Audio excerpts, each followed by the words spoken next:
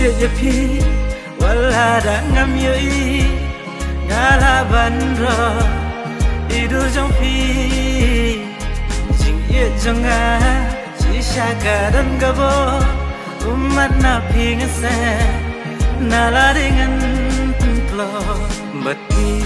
shi ju nam ngalara aduwa ho anya suba habang akin mau ba piwan pa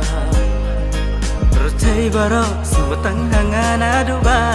pipdiam balong ijonga ye pi wala da ngam yo I ngala bandra idur jong pi ngaru kunju ngas no kuslai Bajana pi men sim ka swai